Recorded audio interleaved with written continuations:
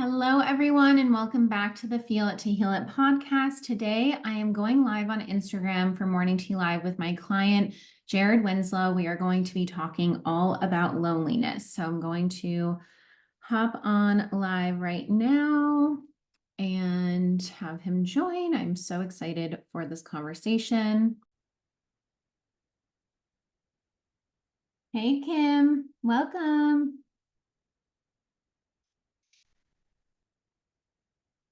Let's see. I just accepted him. There we go. Hello. There we go. Hello. Welcome. Hello. How we feeling? Feeling all right. Yeah, just a little bit of congestion, but Okay. not too bad. So I'm feeling okay. Okay, good. Well, thanks for joining despite feeling a little sick. Of course. And I'm excited to be here. It's cool. Yeah, me too. Should we start with a little grounding and just settle in and then we'll dive in? Sure. Yeah, let's do that. Okay, so sit up nice and tall, getting out any last minute wiggles and then settling into some stillness. And let's start by taking a big deep breath in and slowly release. Noticing how your breath is feeling in this present moment. Noticing any sounds or distractions in your environment. Noticing any thoughts that need to come up. And just returning your focus to your breath.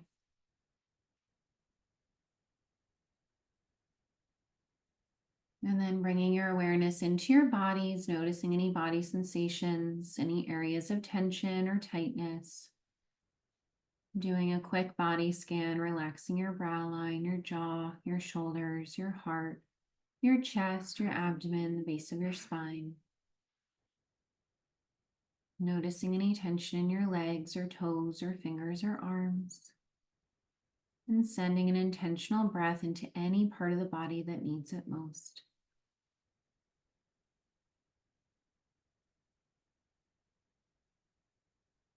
Noticing any emotions, any stuck, stored, old, or stagnant emotion, or any new or raw emotion.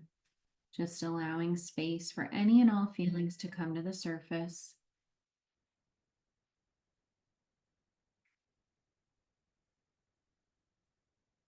And then noticing any resistance to being in the body, to slowing down. And deepening your breath to show your nervous system you're safe to just be here in this present moment.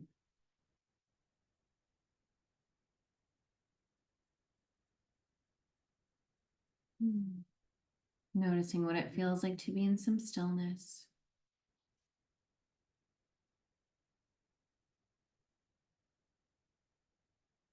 And now together, let's take 3 long deep breaths. So placing your hands on your heart, your abdomen, or your legs, breathing all the way into the body, holding at the top and slowly release. And again, breathing all the way in, holding at the top and slowly release. And one more, breathing all the way in, holding at the top and slowly release. And whenever you're ready, bringing your breath back to its natural rhythm, just noticing if anything has softened or shifted, or if anything new has shown up. And when you're ready, you can start to take any small organic movement as we start to come back. So maybe some neck rolls or some side stretches or anything else that your body's needing. All right. How did that feel? Good.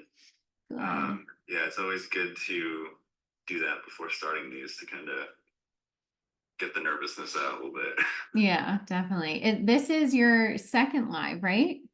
Yeah, second one. Oh my goodness. Yeah, the last one we Crazy. did was a while ago. So Yeah, this You would know, be a nice I felt practice. like a long time ago. So it's always funny going live instead of having like a pre-recorded thing like we were talking about Yeah. yesterday. So it's a big difference. Yeah, your whole job is doing video editing, so it's like you're used to being able to edit stuff. So this is good practice of just being your imperfect, messy human self.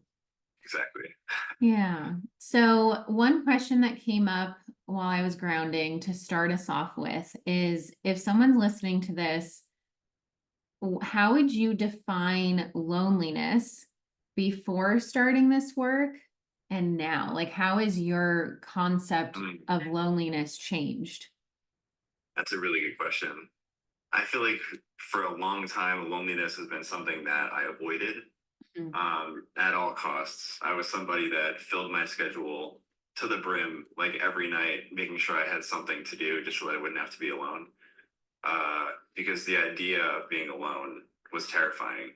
I didn't know what to do with myself, and that's also, of course, when all of our feelings come up, is when Mhm. we kind of give us the chance to be alone and not be distracted and avoiding it. Yeah. So that was terrifying. So I feel like before I would just avoid it at all costs, but Mhm. now after doing this work, I think being lonely, there's like a difference between loneliness and being alone, Mhm. I guess, or that whole idea. But now I think it's an opportunity to really get rid of all the distractions and just really be in the present moment. And it's an opportunity to really see how you're feeling, because when you see how you're actually feeling, then it gives you an opportunity to change things and Right. work towards things you want to work towards, or just make changes in your life in general if anything feels off. But now Yeah. I think it's an opportunity for growth instead of something that I was avoiding. Yeah. And what you said about the difference between loneliness and being alone, I think that's so key because I know for me, if I'm not connected to someone and let's say I'm in a relationship or a friendship or whatever it is, and I'm not actually connected to that person, I could feel more lonely in that relationship with that person than I could feel if I were actually alone with myself, but feeling connected to myself. So I Right. think that's a huge difference that people think of loneliness as I need something outside of myself to fulfill this lonely feeling versus loneliness being an indication of a lack of self connection. Mm, And I think that's a really important distinction to make because it changes how we relate to it, right? If we're relating to it, oh, what happened? Okay, so we were talking about how, yeah, it changes the way in which we respond to it if we're relating to it from a place of, I'm lonely, and so I need to find something outside of myself to fix this feeling, mm, versus I'm lonely, and that's an invitation to look at what's actually happening within my own being, within my own relationship with myself. right. Yeah, I think seeking it outside of yourself makes it feel a lot worse sometimes, Hmm. because then you can be leaving yourself behind. Like you could be wanting to do something else, but you're seeking that external thing because you think, oh, this will be better for me, or this is another way to help me avoid how I'm actually feeling. That's just going to make you feel worse in the long run, which I've done for a very long time. Exactly. You know, definitely. Yeah. So tell me a little bit about, I mean, obviously I know because we've been on this journey together, but tell the people like just your experience and your journey with loneliness, like where it began and then kind of what you learned along the way of what was happening for you, just in terms of your relationship with yourself. Like you said, just realizing that you were maybe avoiding and going to those external things, and Mhm. then what helped you shift it. Yeah, so I was thinking about this earlier. I feel like when I really started noticing it was around like late middle school, early high school. Hmm. Um, and I think, during that time in our lives, it's for a lot of people, we're learning a lot, we're changing, things are happening very quickly. There's a lot going on at that age. Yeah. For me, that's when a lot of my anxiety started. And I think a lot of my social anxiety started when I kind of started to look at other people around me and really assess, like, I was comparing myself to other people, like, oh, if somebody was more popular than me, what did that mean about me? Um, and just seeing how easy it was for them to talk to other people. Yeah.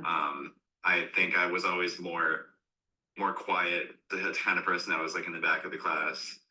Um, yeah, and it just wasn't as easy for me to open up at Mhm. that time because I didn't really know that I even had anxiety back then. Like I Yeah. was kind of still trying to figure it out.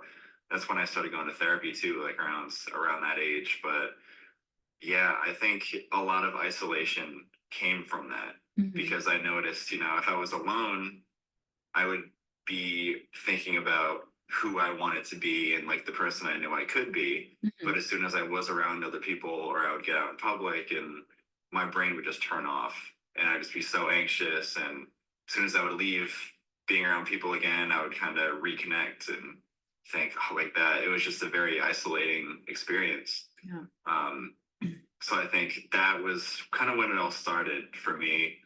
Um, and then with that too, I think I was when you compare yourself to other people, you put other people on a pedestal, Mhm. and then when you put other people on a pedestal, you're thinking, they're better than you, or Mhm. you're not good enough to be like at their level. Kind of is Yeah. like what I was doing for a very long time.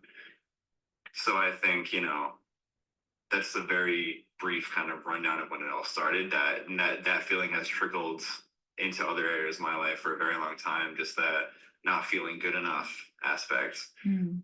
Um, and the work that we've been doing, especially since moving to New York too, and just over time as I've gotten older, I think this last year has been very transformational for me in taking the time to really like look inward and dive deeper and see why I'm feeling lonely, why I'm pedestaling certain people, etc.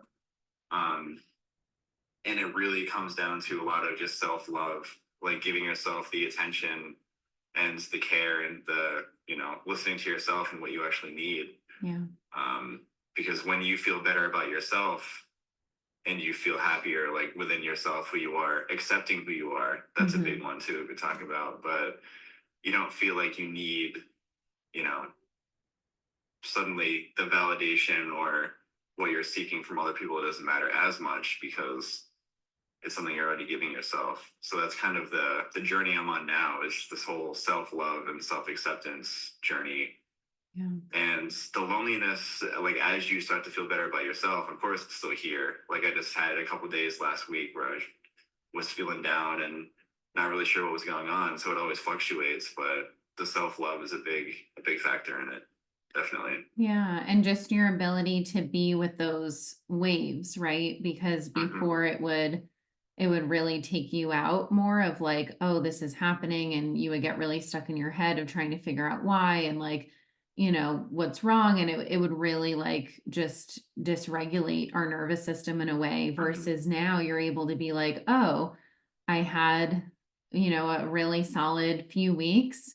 And then I'm starting to feel a little bit lower. And like that is self love, right? Self love isn't, oh, I need to feel happy all the time to love myself. Self love is, I can tend to whatever is in this present moment. There's fear, there's sadness, there's grief, there's pain, there's joy, there's excitement, like whatever is coming up, I can be with that because that is tending and loving to all parts of you.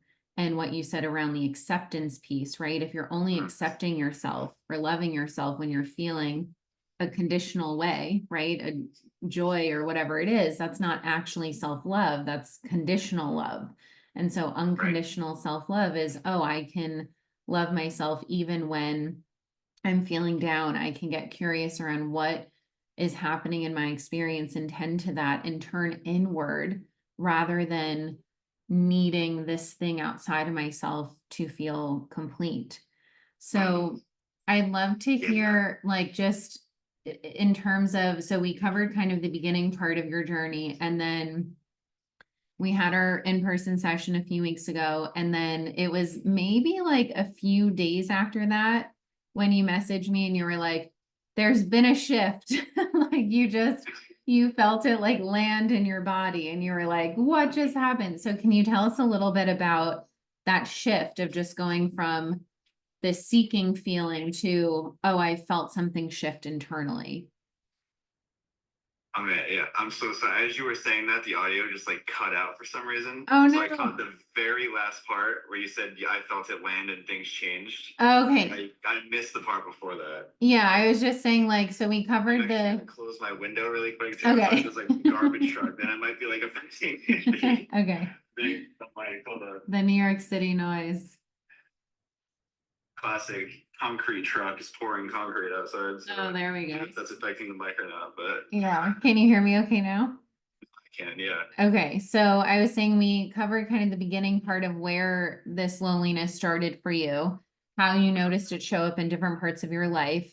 And then, well, even before that, because I was going to say we had our session and then you noticed a few days later just this shift and this like landing. But even before that, maybe just sharing a little bit about like your dream was to move to New York City, and now you're in New York City. And yesterday on my stories, as you saw, we were talking about in the DMs, like we talk a lot about getting to the dream, getting to the goal, getting to the expansion, but we often don't talk enough about what that actually looks like and what that actually comes with, right?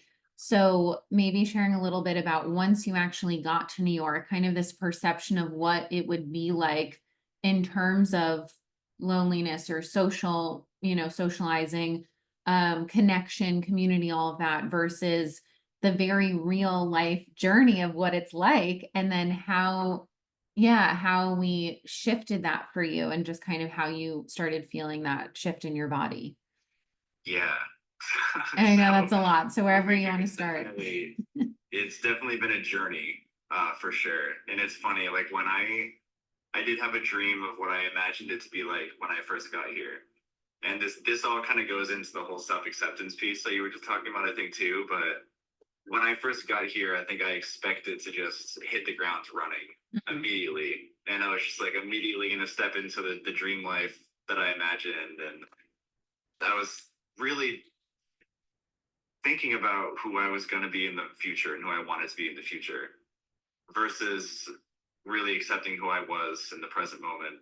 And that was up until recently, like you just said in that the session that we had before. But I think because I wasn't who I imagined I would be immediately, Mhm. I was being super hard on myself and wondering, oh, like why isn't this happening yet? Why hasn't this thing happened yet? Whether it was with photography or YouTube, etc., whatever I was working towards, just beating myself up over that.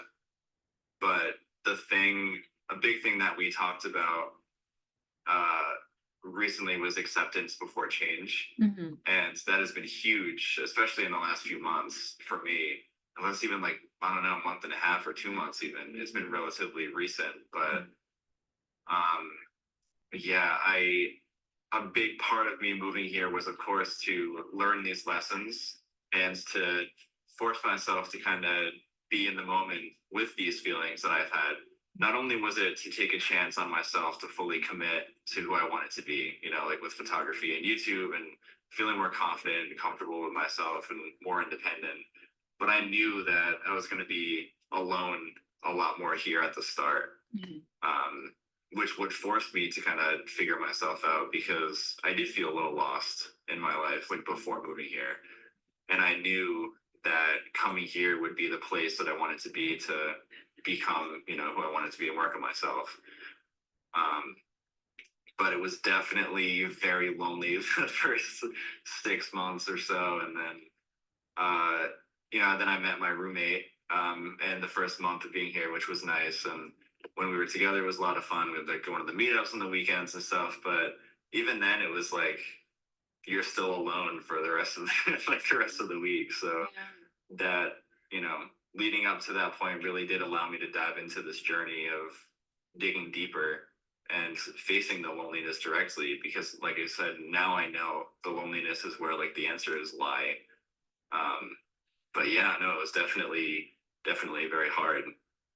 And it still is. Like I still just went through the whole thing with Walter where, dealing with that with him here really forced me to go even deeper into it. Like just spend 2 weeks in my room with Mhm. our apartment torn up because I had to like take my bed frame apart and it happened so quickly and like everything was just like moved into the living room so we wouldn't jump on stuff and Yeah.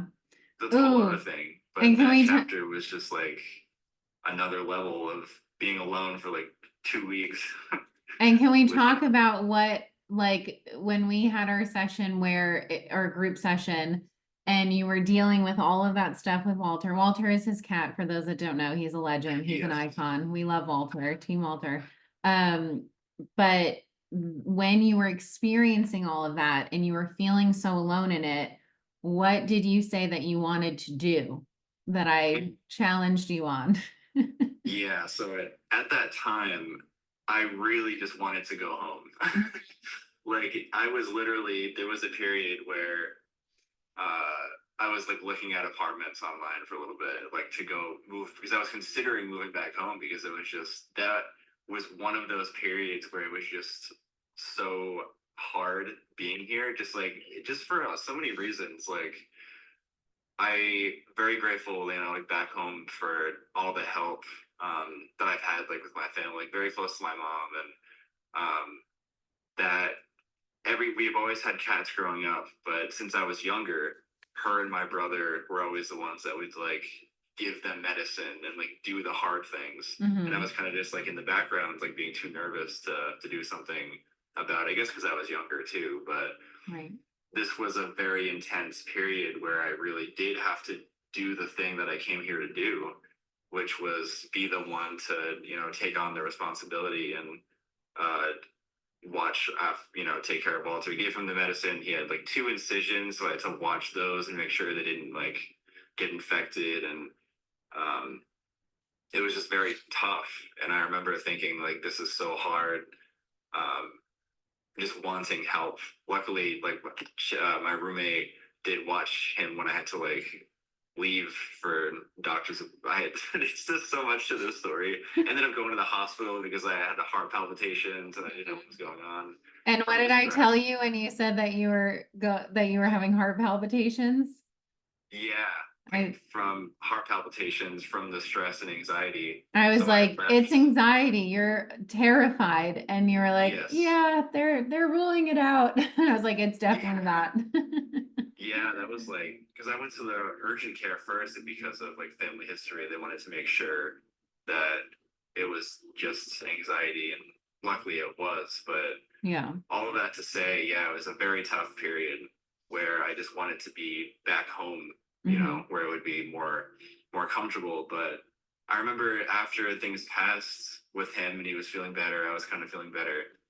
I was sitting on the living room floor and thinking I was like, why am I so down?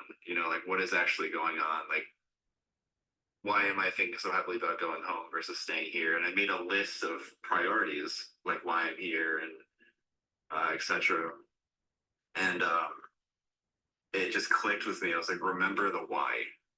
Like why are you here? And for me, it was to really dive deep and to grow and earn more independence and just feel better about who I am, gain confidence, Yeah. and earn through taking care of him, Walter, my cat. It just reminded me, like, just another example of we're more capable than we think we are. Hmm. But because I was alone here doing it luckily, I was like calling my mom constantly and talking to her about this stuff because she always had cats and I wanted to make sure I was like doing the right thing too.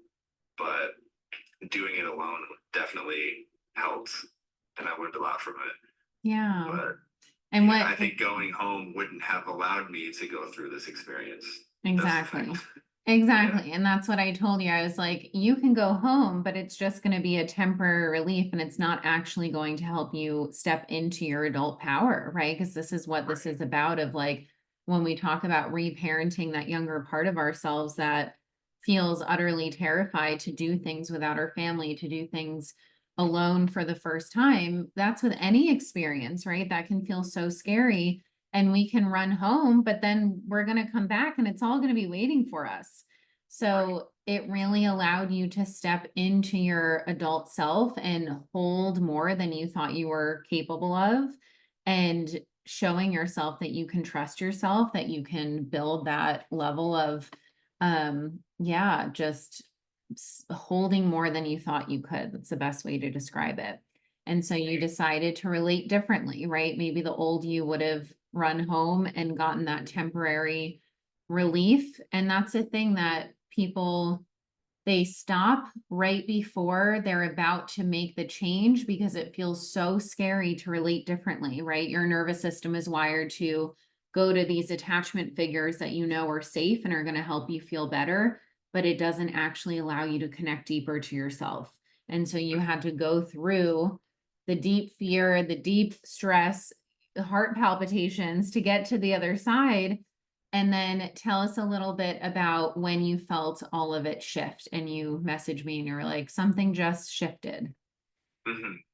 Yeah, I remember I kept taking walks because I always love doing that. I'm a walker. Like I just love anytime my mind is racing, whatever, I just love going for a walk and just being outside and thinking and really just processing this stuff. Randomly, I don't really remember what happens, but I was just walking and literally just being like, oh my God, like this, I feel lighter randomly.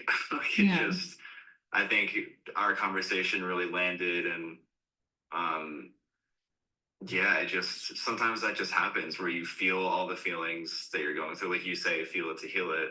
Mhm. Like literally just feeling the feelings, I think it just allowed it to go away. Yeah. And it just I think that was a big part of it. Um and then yeah, I don't remember if we had the in-person session after that or if it was before. It was it was like 3 days before, like we had our in-person session because I was in New York, so we did an in-person session, and then I think it was like maybe 3 or 4 days after that, you messaged me and you were like, it shifted. Yeah. Oh yeah, yeah, yeah. Yeah. Yeah, because then I remember. Yes, thank you. This was just like got me excited again because I remember all of a sudden just thinking, why am I trying to be this like perfect person? Hmm. Like, what is, like I was fully expecting to, okay, yeah, how do I describe that? Just like really, I think for a long time I was trying to be somebody that I was not trying to be somebody I wasn't, but really trying to be perfect instead of accepting who I am at the moment. Like Yeah. I am somebody who is anxious, like has social anxiety. Sometimes I feel lonely. Um, Not the most perfect, graceful, etc., whatever you want to call it. But I kind of stopped talking about my experience with the anxiety on here for a while Hmm. because I don't know, it felt scary again Yeah. coming out that way and saying, I'm not this perfect person. I'm not fully healed, Right. whatever. Once I started owning that and talking about that, especially on here, because I started doing talking stories where I was like opening up about whatever I was going through. And I think once I realized that, I felt more connected to myself than I had in a long time. Because it was fully embodying who I am. Like, this Hmm. is my story. And it Right. reminded me, you know, oh, I've really been trying to hide this for a little while. And Hmm. that just makes it so much worse. Yeah. So Yeah. that was the big takeaway. Yeah, it's like actually be this is who I am right now. And like, Hmm. these are the stories that I want to be telling. Right. Um, Yeah, it's yeah. you're sharing your truth and that connects you home to yourself versus I'm going to try and present a certain way to fit in with certain people so that I can feel accepted, right? So it Right. places that acceptance outside of yourself of I'm not actually accepting me in this present moment for who I am versus, oh, I'm going to try and find this acceptance elsewhere. And that creates loneliness when you are not fully accepting all parts of you. Because at the end of the day, like you're not defined by your emotions, but we're human. We're always going to have emotions. So even when you are living out this version of yourself and living out, oh, I've reached this potential, like, first of all, growth never stops. You just continue that. But when you place all this pressure to be somewhere or act some way or do something or whatever that looks like, that's not actually accepting what is. Like you have to get curious around, well, why am I trying so hard to be this way versus actually fully accepting who I am in this moment? And I think what happens is as humans, we start to define ourselves by our behaviors. So it's like, oh, if we're overthinking, we're like, well, we don't want to accept that we're this way because it's exhausting to stay stuck in our head. but the overthinking is not actually you. It's the younger part or the fear or whatever part underneath the overthinking or underneath that, let's say the social anxiety where, maybe you feel a little bit awkward and you're like, oh my God, I just did that and it was so awkward. Like we all have moments like that, number one. So when we can just laugh at ourselves and be like, wow, I just did that awkward thing, it just helps to normalize it. But it's also looking at that awkward behavior isn't me. That awkward behavior was maybe coming from a place of fear of overthinking how I should act and da da da, rather than just feeling safe to just be. And being means being imperfect, being messy, allowing yourself to have awkward moments and laugh at yourself and like just normalize it. So, yeah, I think with our in-person session, it was really focused on, yeah, the acceptance before change of where you not accepting yourself and like meeting yourself where you're at in each moment rather than feeling like you always need to be here or further ahead or here. Yeah. And all that is a protector against the present moment, because in the present moment, then you have to feel the fear, the shame, the whatever is coming up for you. And so it was this moment of you really dropping back into the present. And I'm trying to remember, there was like a moment where we were talking about like trust and judgment and like, how the fear of judgment with others is really where you judging yourself, which goes back to not Right. accepting. And your mind was like, wow. Yeah. And then it was just a few days later that I think it really all landed in your body of like, I'm safe to just be me here in this moment. And I don't have to keep chasing things. And then based on that, so after you really dropped in and accepted and just felt more connected to yourself, how did that start to shift what was showing up externally? Yeah. So that was a big one. Once I finally, like you said, was able to release like the judgment and just really be in the present moment, accept who I am with the anxiety and all, and not think, oh, I need to be this perfect person, whatever. It really did allow me to appreciate where I am right now. And it allowed me to appreciate the people that actually do have around me so much more, because I was like, what am I, like in my head, like you said, really thinking ahead to the person that I wanted to be and like what I wanted to be doing, etc. Thinking about that, so like I'm really obsessing over that and thinking I'm not there yet made me not feel good enough, which made me not show up as like, appreciating who I am for the people that are actually around me. And like I didn't feel good enough for them either. So all of that, just when you don't feel good enough, then if you show up that way, everything else around you, like nobody is gonna will appreciate you in the way that, how do I say that? Yeah, like you said, the mirroring. Mm-hmm. It's like if how you feel about yourself internally is how the outside world looks. Mm-hmm. So if I'm somewhere thinking I'm not good enough, like people don't like me, then obviously, like if I'm giving off that energy, they're not going to want to fully connect with me or really try to. Yeah. Or they may try, but depending on how I react to it, they're not going to really try again because I'm not fully expressing myself in a way that they could connect to, Right.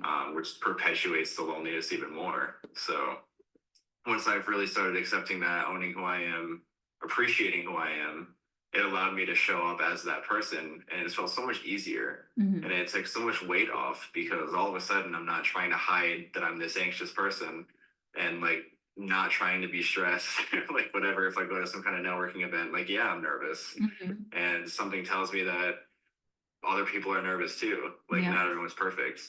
So owning that fear and just going into it, knowing that I'm afraid, first of all, made it feel so much lighter and took the pressure off. But that did allow me to feel like going to events and things was easier. Mm-hmm. So I went to more networking events and I went to this, it was like a dinner. There's an app called Time Left, but it's a way to meet new people wherever you are. And I signed up for one of those and like went, and it was like a dinner with 5 strangers, which would have, I mean, it was a little scary, Yeah. but I wasn't terrified as usual. Mm-hmm. And just because I knew I was just going in, appreciating who I am, being like knowing that it's okay to be a little nervous and owning the anxious side of me as well instead of hiding it. And it just allowed me to connect with people in a way that I hadn't been able to in a while, Yeah. in a very long time. So yeah, it all just snowballs. Yeah. Yeah, it's such a powerful example of the external mirroring the internal, right? Because the thing is like none of us are defined by like we are anxiety, right? It's like, but yes, we are humans and we're going to experience fear, and that makes sense. And so when you can just own like, oh, I'm going to go to this event and I don't have to present as this like totally confident, not afraid person, but you just literally show up as you, which is, yeah, I'm being honest about how I feel and I feel scared right now, but you're doing it anyway. You're feeling the fear and doing it anyway. And it allowed you to connect with so many people. I think it was literally after our in-person session that you signed up for that dinner with the Yeah. strangers, right? And it's like, oh my God, the old you would have never felt safe enough to do something like that. And then you're like, yeah, I'm gonna just show up, and you said it was amazing and you're meeting new people. And it's such a powerful example of really being able to open up to everything that's right in front of us in the present moment. Like we are so fixated on the future, the future, the future, which that is trauma. That is a trauma response, right? Trauma disconnects us from the present moment. So when we are so fixated on the future or the past and we're not in the present moment, that is a trauma response. And so you being able to accept and be honest with how you feel and just own that and be like, yeah, it's okay that I feel scared. That makes sense. I'm doing new things. I'm moving to a new city. I'm meeting new people. Like that's all scary to the nervous system because it's new. And when you accepted that, you went into these things feeling more connected, because the thing with loneliness is that when I talk about how it's a disconnection from self, disconnection means that there's a lack of full radical honesty and acceptance with how we actually feel because we don't think we should feel this way. I experienced this yesterday where there was anger around something that cognitively I know, well, I don't have any right to be angry, but I still felt anger. So me rationalizing and being like, well, you shouldn't feel angry, that's disconnecting from myself, rather than being like, oh, I feel angry about this, and it doesn't actually matter like, oh, does this make sense? Or should I have a reason to like, because this is how the unconscious works. Sometimes we feel things and it's tied to things that happened in our childhood, or just tied to survival mode. And so as soon as I actually was honest about that, I immediately felt myself return back into my body, because that's what it can feel like when you're disconnected from yourself. It can feel like you are not in your body because you're so stuck in your head overthinking and just living in those ruminating thoughts. And so when we can just be honest with how we actually feel, we connect home to our truth. And then that energy of truth resonates and vibrates outside of ourselves, and then we attract things based on actual alignment and authenticity. And it just allows for a much more natural evolution of growth, because we're not supposed to be where we think we should be. We are here right now, and the more that we can accept that and connect to how we actually feel without making ourselves wrong for feeling that way, you're going to feel so much more connected, and you're going to stop grasping for that feeling outside of yourself. Because again, you can feel lonely and start searching for friends or a partner or, whatever it is, and you might have temporary relief, but if you are not connected to yourself, there's nothing outside of yourself that can actually take the place of that feeling. And it doesn't mean that we don't need connection, right? We're human beings, we need connection. And when we are lacking that connection, primarily with ourselves, but then with other people as well, which again, we can't fully connect to others if we're disconnected to ourselves. So it always starts with that. But when we're lacking that, of course it can feel lonely. But as my mentor had said to me at the very beginning of my healing journey, she said, sometimes it's good to be lonely, and it really allows you to sit with yourself and be with yourself, and not always associate with being alone as loneliness. Because again, you can be with people that you don't even feel connected to and not feel connected, right? And you feel more lonely than you would if you were actually by yourself feeling alone. So I think really the takeaway is the more that you can connect home to yourself, the more that you will naturally attract aligned connections on the outside. And that's what you've been such a powerful example of you really sat with your loneliness for months. Like this was like when you guys are listening to a story, like this wasn't just like, oh, I'm going to sit with it for a few minutes and then go take a walk and meet friends. Like, no, like Jared moved to this whole new city and sat with himself alone for months and months and months, just like I have done for many, many, many months. And it is the greatest gift you can give yourself to actually just sit with that fear, to sit with, oh my God, I feel so terrified that I have to now like do these adult things that my inner child is terrified of doing, or I actually have to feel this level of fear.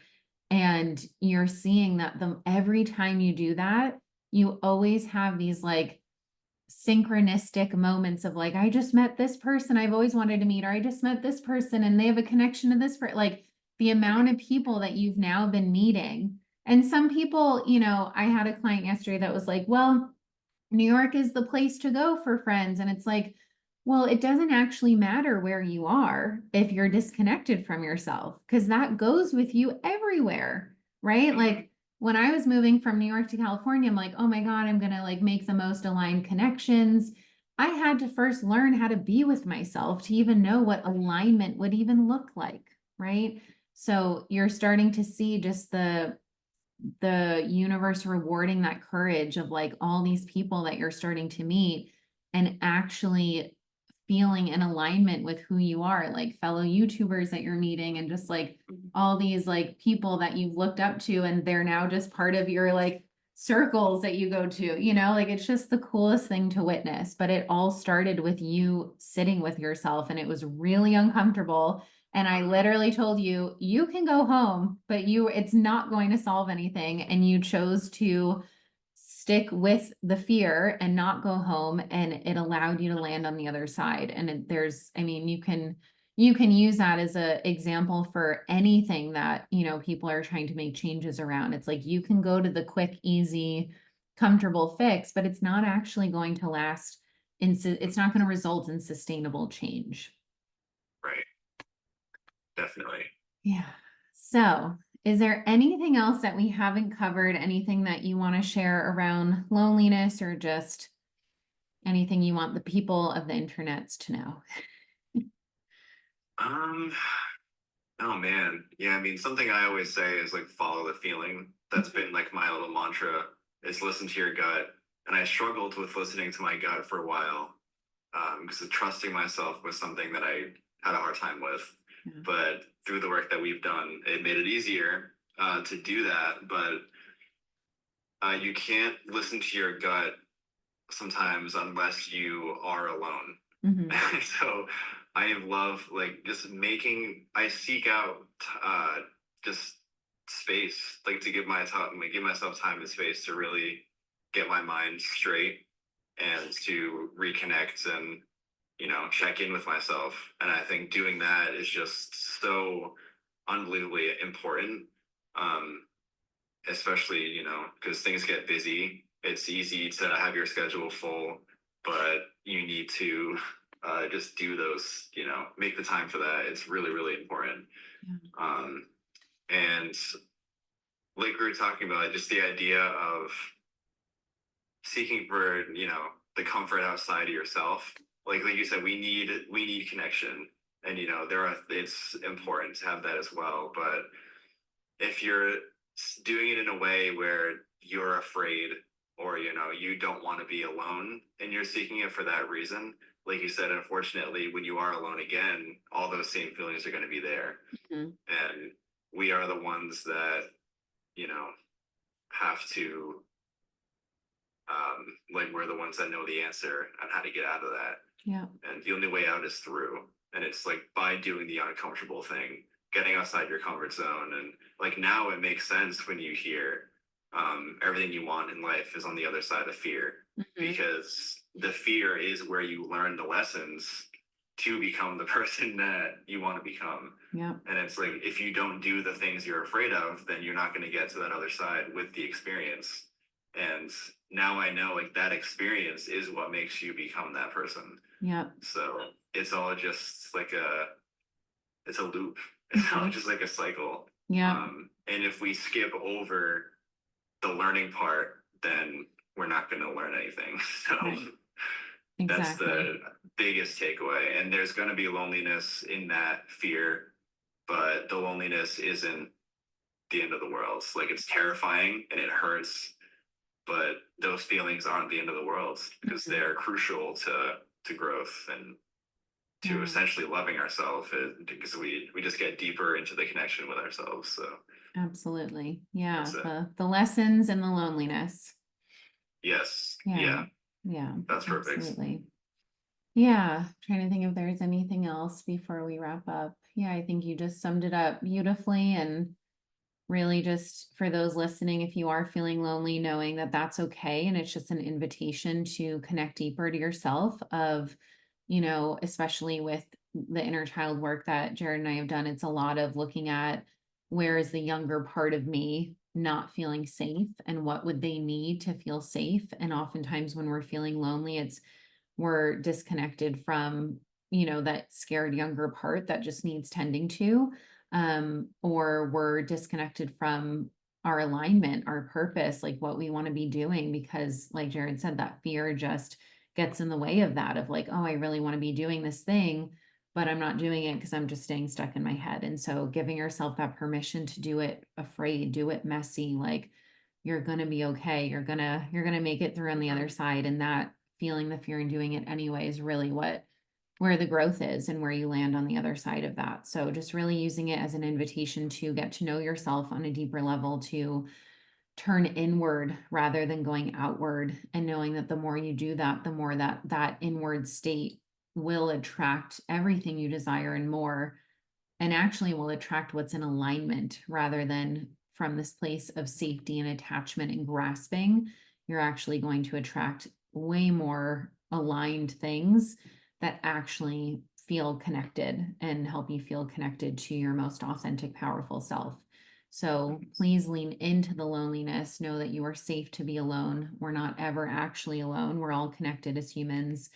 And yeah, know that there's a lot of magic that comes out of that darkness. So, and if you need support, I am here. Obviously have done this work with Jared for, I don't know, two and a half years now. I don't even know how long it's been, a long time.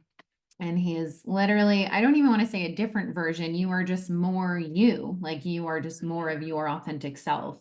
That's really what this work is about. It's not about becoming like a whole different version. It's, if you can't even love yourself in this present moment, what makes you think you're going to be able to love your future self, right? It's like, it starts with the present moment. So reach out if you need support, and if you need any videographer, photographer, video editing, Jared is your guy.